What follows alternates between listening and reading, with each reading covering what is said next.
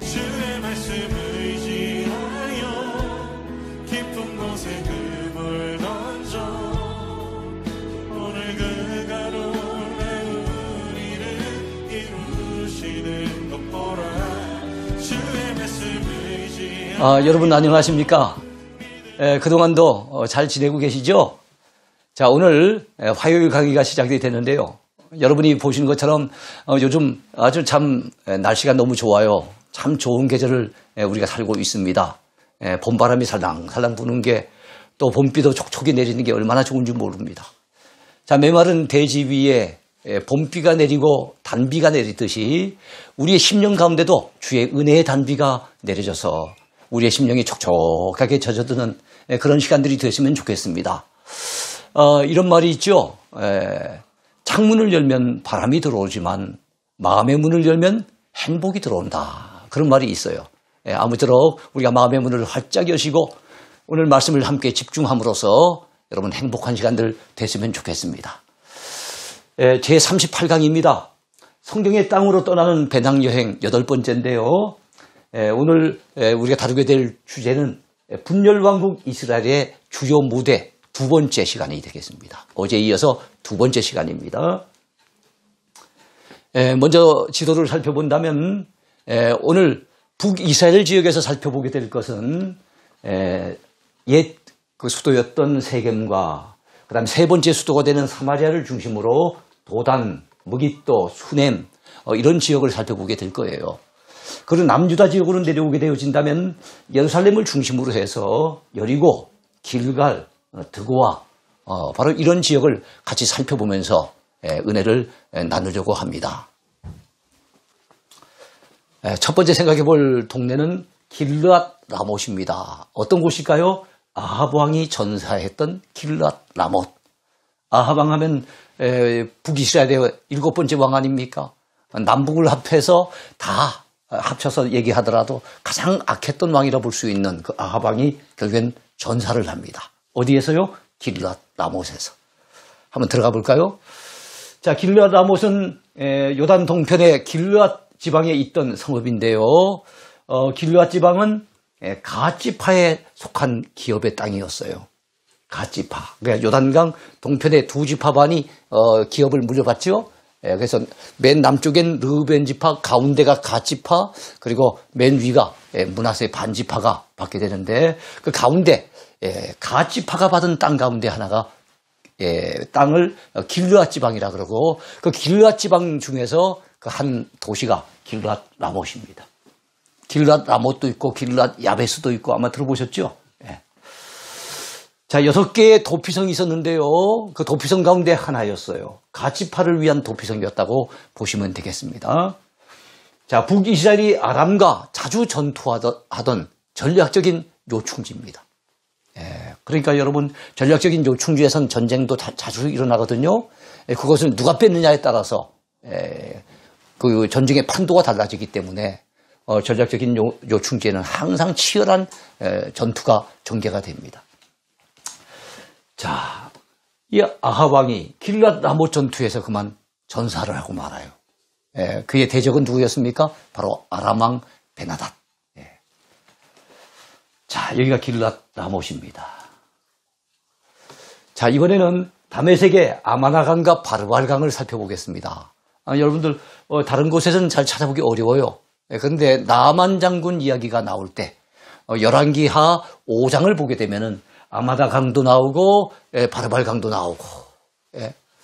그래서 아마나 어머나 이거 비슷하네요.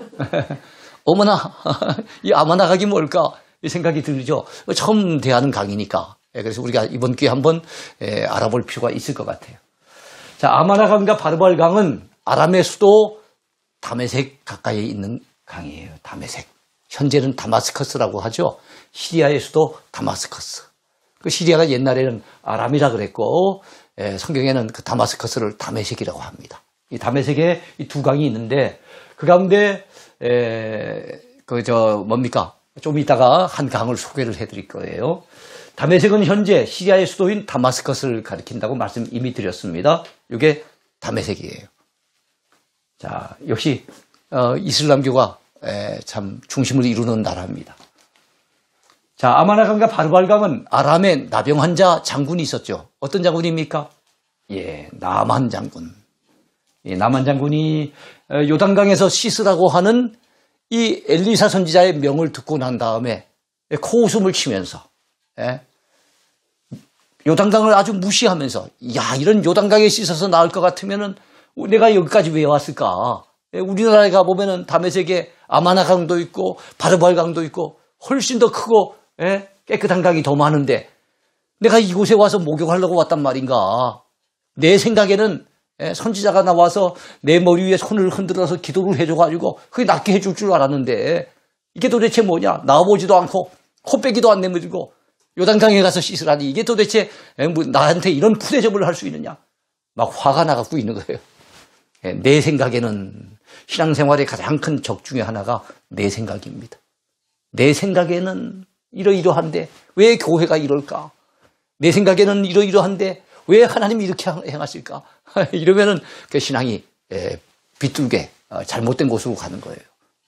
자, 그럴 때 다행히 여러분 지혜로운 종들이 옆에 있었어요. 아니 그게 뭐 그리 힘듭니까? 더 힘든 일이라도 하라 그러면 지금 답답하니까 해야 될 상황인데 요단강에 가서 목욕하는 거 뭐 그리 힘듭니까? 그러지 말고 선지자가 말씀하신 대로 한번 해보시지요. 이렇게 권면을 했을 때 그래도 마음을 갖다 돌이켜서 드디어 순종하게 됩니다. 요단강에 가서 나만 장군이 자기 몸을 씻고 나병 걸린 몸이 깨끗하게 씻음을 받고 나음을 받는 이런 놀라운 이적을 체험하게 돼요. 그때 나왔던 강, 그때 언급되었던 강이 바로 아마나강과 바르발강입니다. 물론 그 강에서 씻음 받은 건 아니고 고침받은 것은 요단강에서 고침을 받은 거죠. 자, 이게 아마나강입니다. 진짜 나만이 그런 말을 할 만도 하죠. 상당히 좀 아름다운 강인 것 같아요. 그림으로 봅니다만 얼마나 감격스러웠을까요? 우리는 비록 몸의 나병은 나지 않았지만 영적인 나병, 그게 뭡니까? 죄악의 병입니다. 나병보다 훨씬 더 고질적이고 무서운 죄악의 병. 그것을 우리는 예수 그리스도의 보혈의 피로 깨끗하게 씻음받게 되어졌으니 이 나만 장군이 그때 느꼈던 감격보다 훨씬 더 큰 감격이 오늘 저와 여러분들의 마음 가운데 있게 되길 바랍니다. 자, 엘리사가 물을 고친 여리고입니다. 여리고. 자, 물을 고쳤다는 거예요. 그러니까 뭔가 물에 문제가 있었다는 얘기겠죠? 자, 여리고는 세계에서 가장 오래된 도시입니다. 3번에 걸친 고고학적인 발굴을 통해서 이런 사실이 발견이 됐어요. 5, 6천 년 전에 있었던 세계 4대 문명이 있잖아요. 나일강 문명, 메소포타미아 문명, 저 인더스강 문명, 황하 문명, 이렇게 세계 4대 문명이 적어도 한 4천 년 아니면 5, 6천 년이 됐는데 그 문명보다 더 오래됐다고 그 도시가 바로 이 여리고라고 학자들은 얘기를 합니다. 자, 발견된 유적지 가운데 하나입니다. 자, 여리고는 도시로서는 지형적으로 지구상에서 또한 가장 낮은 곳에 위치한 도시이기도 해요. 여러분, 해죠. 마이너스로 해갖고 260m니까 상당히 낮은 곳에 있죠. 바다보다도 더 낮은 곳에 자리 잡았으니까.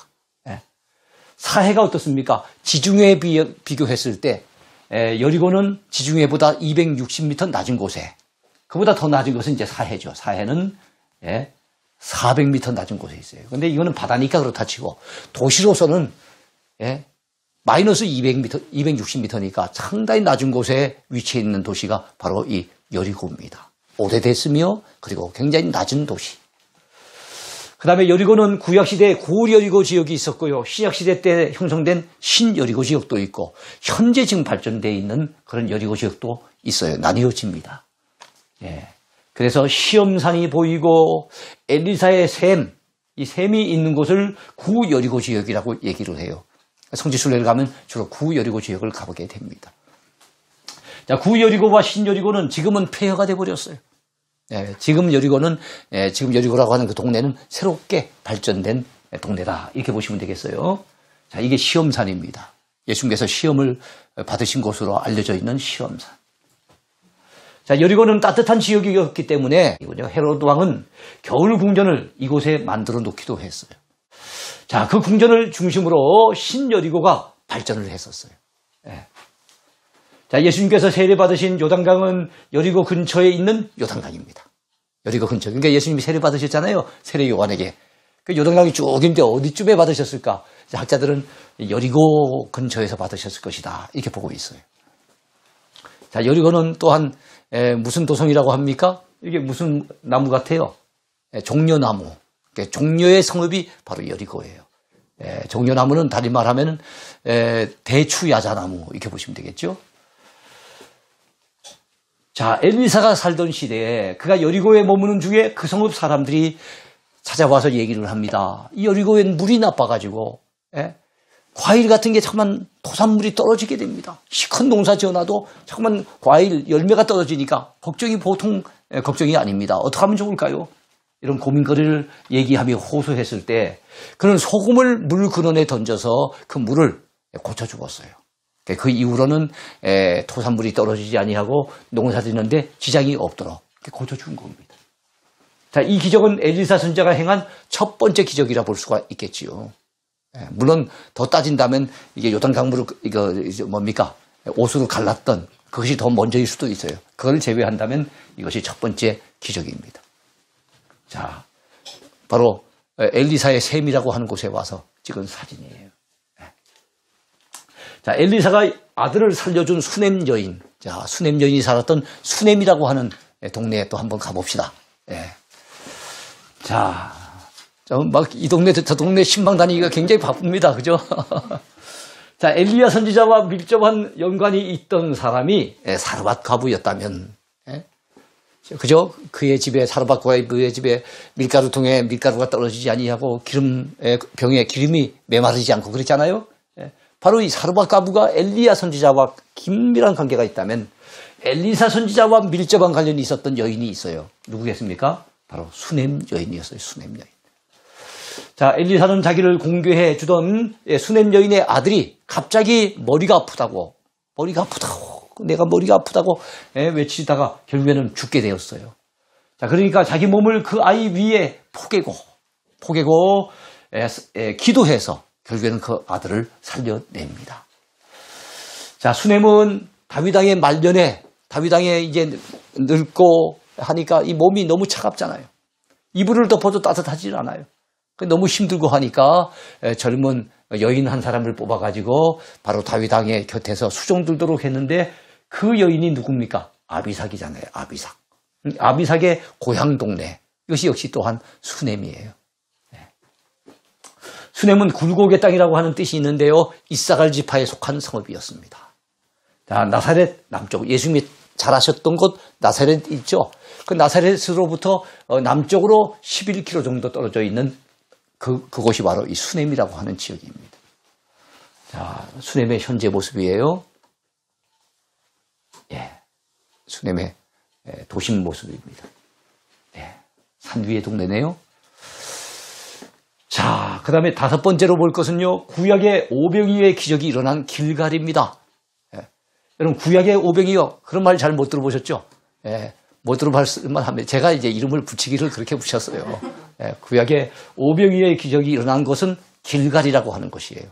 신약의 오병이어의 기적이 어디서 일어났습니까? 벳세다 광야에서 일어났는데, 구약의 오병이어 기적은 바로 길갈에서 일어납니다. 자, 구약에도 오병이어의 기적 같은 것이 있었습니다. 엘리사 선지자에 의해서 길갈에서 그 같은 일이 일어나게 된 것입니다.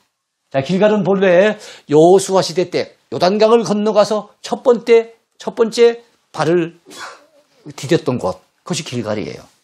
곳에 진을 치게 되죠. 12개 기념비의 돌을 세우게 되죠. 그곳에서 여리고성을 무너뜨리고 아이성을 무너뜨리고 하는 계속되는 전쟁에 어떻게 보면 총사령부와 같은 곳, 작전 본부와 같은 곳, 그것이 어디예요? 길갈이었어요. 자, 근데 이 길갈은 여리고에서 가깝습니다. 여리고는 여러분 바로 그 요단강이 끝나는 무렵, 그리고 사해가 시작되는 그 무렵 가까이 있으니까 여리고의 위치는 어느 정도 여러분들이 상상이 될 거예요. 근데 길갈하면 어디쯤 되는지 감이 안 잡히잖아요. 여리고에서 가깝다 하면은 여러분들이 아마 이야기가 수월할 것 같아요.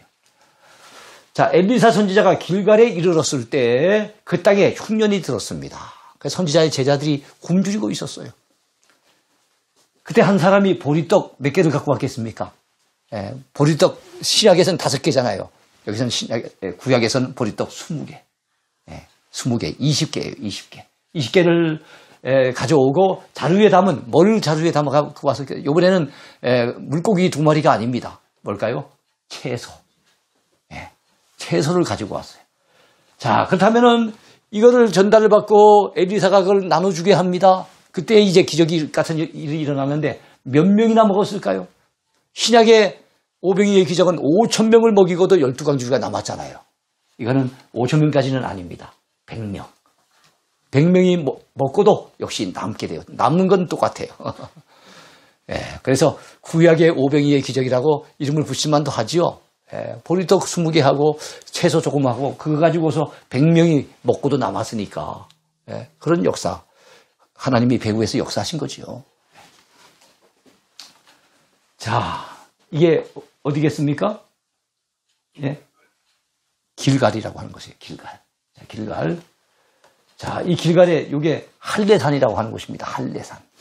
네, 할례산. 자, 6번째를 보겠습니다. 아람 군대에 포위됐던 도단. 자, 도단을 이번에 보게 될 거예요. 도단. 근데 이 도단이 아람 군대에 포위되어 있었어요. 어느 시대예요? 엘리사 선지자 시대. 예, 우리가 어제는 엘리야 선지자와 관련된 얘기를 많이 했습니다만 오늘은 그의 제자 엘리사 선지자와 관련된 그런 내용을 많이 공부하게 됩니다. 아람은 북이스라엘의 바로 위에 위치해 있는 나라. 예, 바로 그 나라예요. 바로 북이스라엘의 바로 위에 위치한 나라가 아람이거든요. 오늘날의 시리아. 자, 그런데 그러다 보니까 북이스라엘을 가장 많이 침공해와서 괴롭히던 나라가 바로 이 아람이라고 하는 나라였어요. 그 나라의 수도가 어디라 그랬어요? 다메섹이라 그랬죠. 자, 여호람 왕 시대. 자, 아합 왕에겐 2 아들이 있었어요. 물론 많은 아들이 있었지만 왕을 지낸 2 아들이 있었는데 아하시아가 먼저 왕을 하고 이 사람이 일찍 죽는 바람에 그 다음에 이번엔 여호람이 또 왕이 됩니다. 자, 여호람 왕 시대 아람의 왕이 엘리사 선지자를 잡으려고 했습니다. 왜냐하면 엘리사 선지자가 너무 신령한 사람이 돼가지고 자기네들이 왕궁에서 뭐 이렇게 이스라엘을 쳐들어간다든지 이런 거 무슨 작전 회의를 한다게 되면 이거는 미리 다 엘리사가 간파를 해가지고 이스라엘 왕에게 말을 해준다는 거예요. 그래서 자기네들의 그 계획이 수포로 돌아가고 이런 경우가 너무 많기 때문에 엘리사 선지자를 잡아야 되겠다라고 생각을 해서 군대를 갖다 많이 보낸 거예요. 자, 그때 그가 머물던 어디로 군대를 보내게 됩니까? 바로 이 도단에. 그 당시에 엘리사가 도단에 머물러 있었던 거예요. 이 도단은 옛날 옛적으로 친다면 요셉이라고 하는 인물이 그 형들에게 팔려갔던 곳이 또한 이 도단이에요. 바로 이 도단에서 팔려가는 거예요. 자, 여기가 도단입니다. 넓은 곳이 넓은 평야 지역이네요. 자, 아람의 군대가 도단성을 에워쌌을 때 하나님의 사람 엘리사의 사환이 아침에 일어나서 나가서 봤어요. 봤더니 와, 말과 병거와 군병들이 그 성을 완전히 에워싸고 있는 거예요. 얼마나 두렵겠습니까? 그래서 걱정스럽게 얘기를 합니다. 내 주여. 여기서 이제 엘리사를 향해서 얘기하는 거예요. 꼭 우리가 하나님을 향해서 예수님을 향해서만 주님이라고 하지 아니하고 어떨 땐 자기 주인을 향해서 아니면 임금을 향해서 때로는 남편을 향해서 주라고 표현할 때가 있었어요. 내 주여 우리가 어찌하리까 하고 걱정스럽게 물었습니다. 그때 엘리사 선지자가 뭐라고 얘기합니까? 두려워하지 말아라. 우리와 함께한 자가 그들과 함께한 자보다 많으니라. 그렇게 얘기를 하는 겁니다. 걱정하지 말아라. 그런데 이 사환의 눈에는 아무것도 보이는 게 없는 거예요. 아무도 없는데 아니 우리와 함께한 자가 더 많다니 이게 도대체 무슨 말입니까? 그때 하나님께서 사환의 눈을 열어주십니다. 열어주셔가지고 그는 불말과 불병거가 산에 가득한 것을 그래서 엘리사를 둘러싸고 있는 것을 그 사환이 드디어 보게 되는 거예요. 그래 눈을 열어주니까 보는 거예요. 이미 있는 건 그 이전에 있었어요. 근데 눈이 닫혔을 때는 못 본 겁니다. 눈이 열리니까 보게 된 거예요.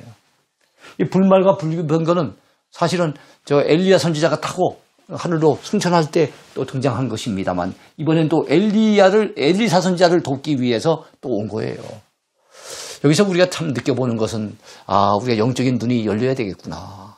영적인 눈이 닫혀 있으면 하나님이 늘 우리 곁에 계시고 주님이 우리와 더불어 동행하시고 성령께서 우리 곁에서 도와주시고 이러는데도 불구하고 우리가 영적으로 다운돼 있어서 영안이 닫혀버리고 그러다 보면은 어떻게 됩니까?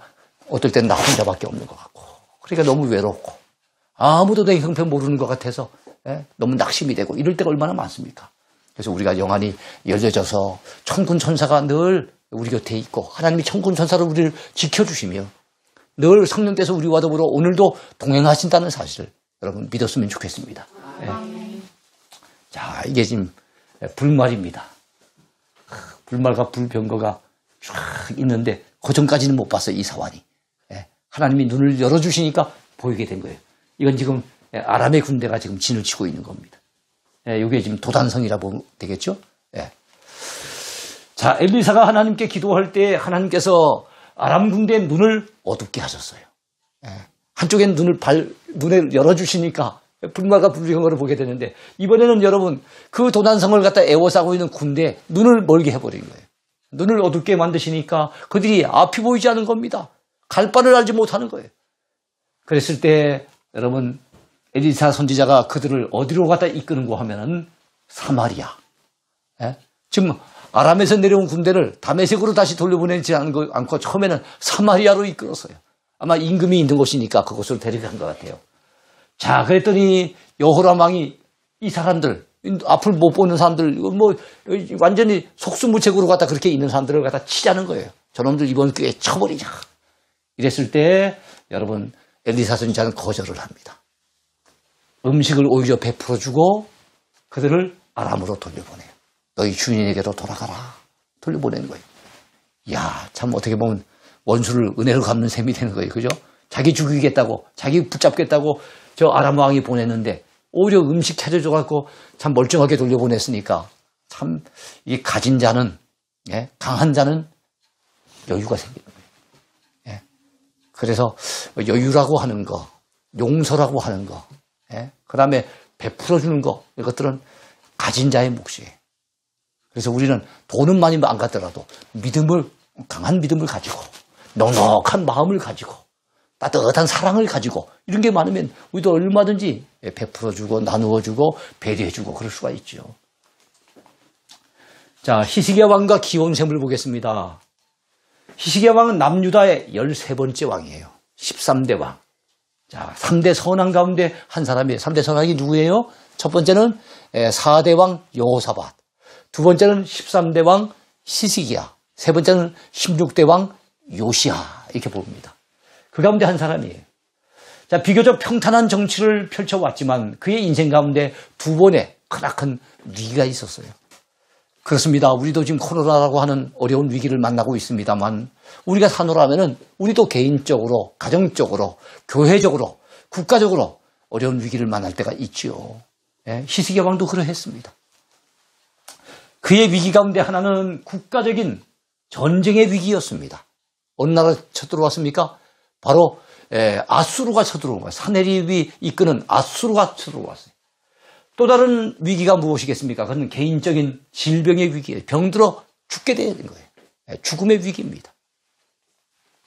자, 히스기야가 남유다를 다스리고 있을 때 북이스라엘이 아수르에 의해서 멸망을 당하는 비운 그런 충격적인 일이 있었어요. 그때가 몇 년도라고요? BC 722년도에. 여러분, 지금 남북이 갈려져 있는 가운데 북쪽의 나라가 무너졌다면은 남쪽도 야, 우리도 이거 당하는 것 아니겠냐? 이런 두려움이 왜 없겠습니까?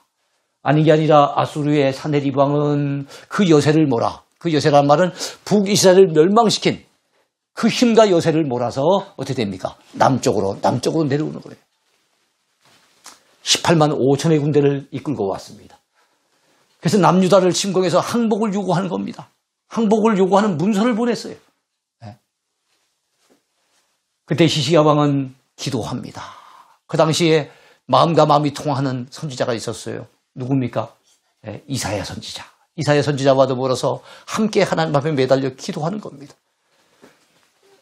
그러면서 하나님의 도우심을 힘입어 국가적인 위기를 결국에는 잘 넘겨줄 수가 있었어요. 예. 그때 여러분, 히스기야 왕이 아수르의 침공에 대비하기 위해서 여러 가지 방책을 세우는데 그 세운 방책 중에 하나가 무엇인 줄 아십니까? 그것이 바로 예루살렘 성 밖에 있는 모든 물 근원을 막아버리는 거예요. 왜냐하면 이 아수르의 군대가 와서 머무르고 있을 때 물이 없으면 오랫동안 머물기가 어렵잖아요. 그래서 그들이 오랫동안 머물지 못하도록 막기 위해서 물 근원을 막아버리고 감춰버립니다. 자, 그리고 터널을 파서 어느 샘물일까요? 기온샘물.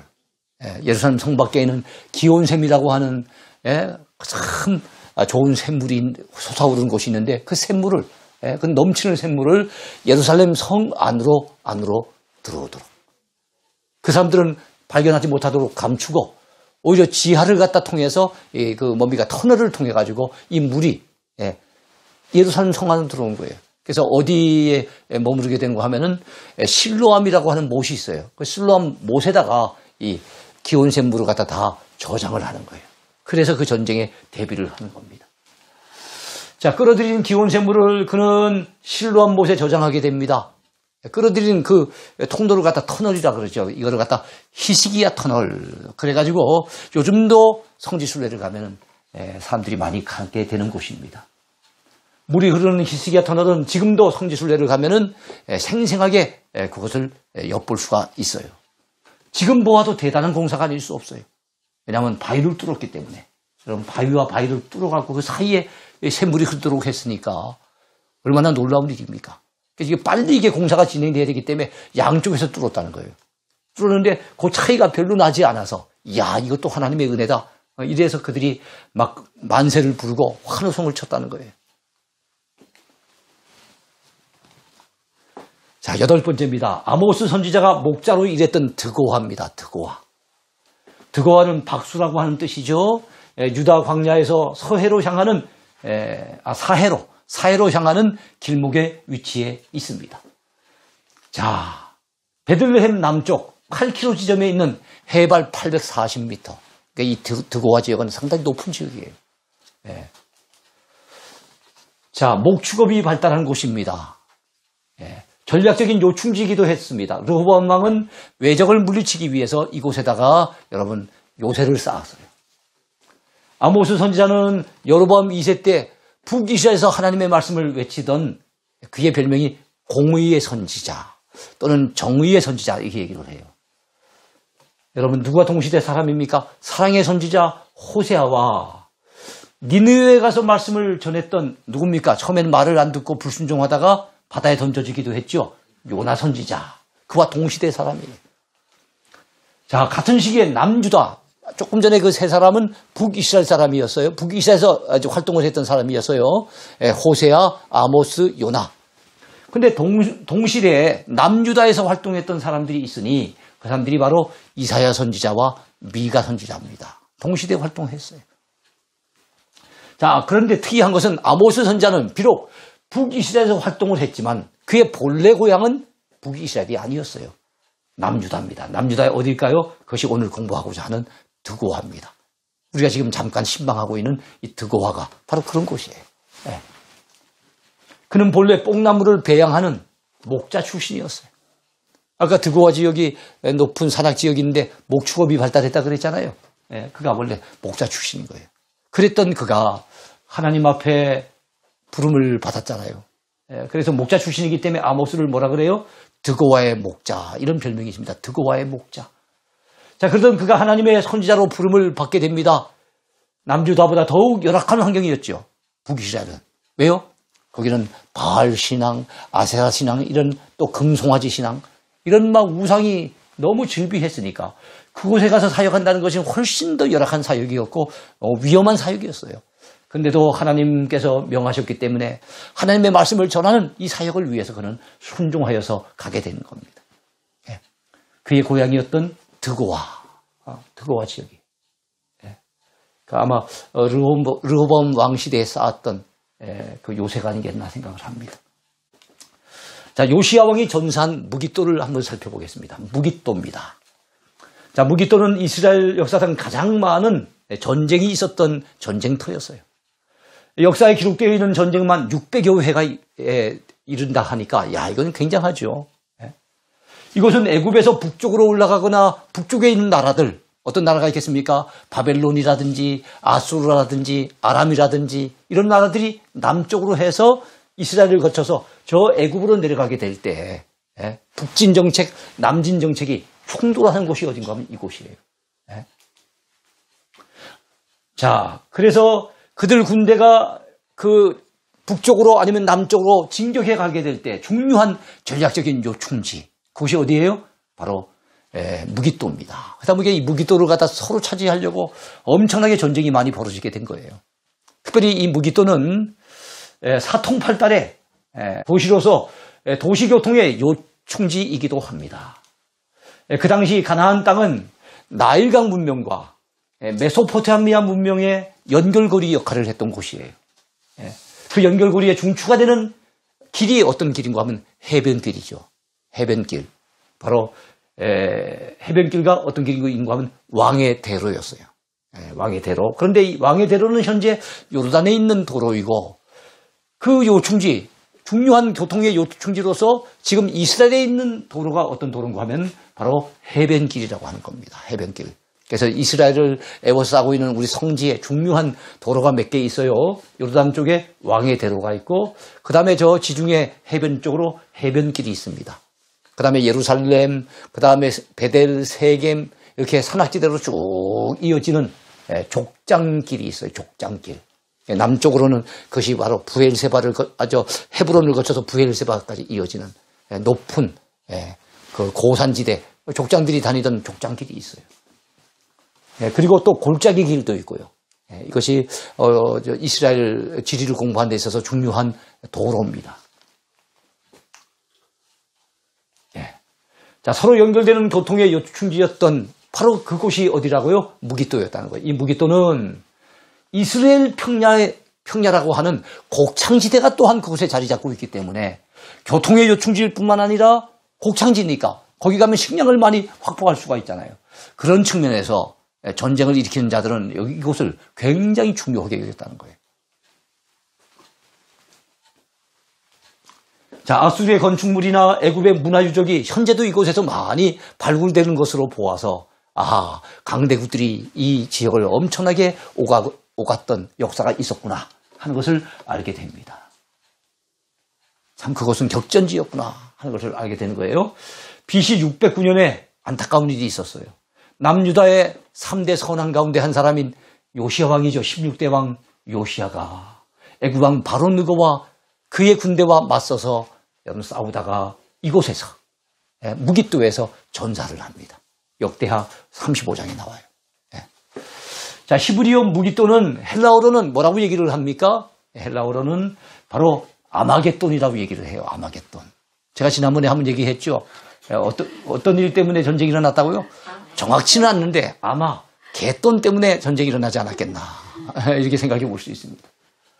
자, 이 세상 종말 직전에 인류 최후의 전쟁이 있을 것으로 예고되어 있는 것도 바로 이 아마겟돈이에요. 아마겟돈 전쟁. 이 아마겟돈은 헬라어인데 이걸 갖다가 히브리어, 구약은 히브리어로 기록됐으니까 히브리어로 하면 그게 바로 무기또가 되는 거예요. 지금 우리가 공부하는 무기또가 바로 아마겟돈인 겁니다. 자, 이 무기또가 전략적인 요충지였다는 거 설명을 듣고 있습니다. 역시 무기또입니다. 역시 무기또의 한 장면이에요. 자, 예레미야 선지자의 고향 아나돗에 대해서 한번 살펴보겠습니다. 자, 예수님께서는 선지자가 고향에서는 존경을 받는 법이 없다. 그런 말씀을 하신 적이 있었어요. 예수님 말씀대로 선지자들 가운데는 고향에서 배척을 당하고 박대를 당한 사람들이 참 많이 있었는데 그 가운데 대표적인 인물이 바로 예레미야입니다. 예레미야. 그렇다면 예레미야의 고향이 어딜까요? 예레미야의 고향 동리가 바로 아나돗이라고 하는 곳이에요. 그래서 아나돗은 베냐민 지파 기업 가운데 제사장들이 주로 사는 성읍이 됩니다. 예레미야는 선지자라고 일컬어지지만 그는 제사장의 아들이에요. 자기 아버지가 힐기야라고 하는 제사장인데 제사장은 여러분 자기 아들에게 그대로 갖다가 이어지기 때문에 그래서 그는 제사장이면서 선지자로 활동했던 그런 사람이었어요. 자, 아나돗은 다윗 시대의 대제사장이었던 아비아달이라고 하는 분이 있죠. 아비아달. 그의 고향이기도 해요. 그게 예레미야의 고향이며 조금 역사를 더 거슬러 올라가면 다윗 왕 시대 때 활동했던 아비아달 제사장의 고향이기도 했던 곳입니다. 자, 남유다의 심판과 멸망의 메시지를 전한 예레미야 선지자는 고향인 아나돗 사람들로부터도 배척을 당한 거예요. 예? 그리고 엄청난 거절을 당한 거예요. 사람이 거절을 당하고 배척을 당하게 되면 맥이 빠지죠. 그런 가운데 그걸 감수하면서까지 하나님의 메시지를 전한다는 게 결코 쉬운 일이 아니었을 거예요. 그러니까 이 예레미야 선지자는 참 고독한 선지자가 아니었겠는가.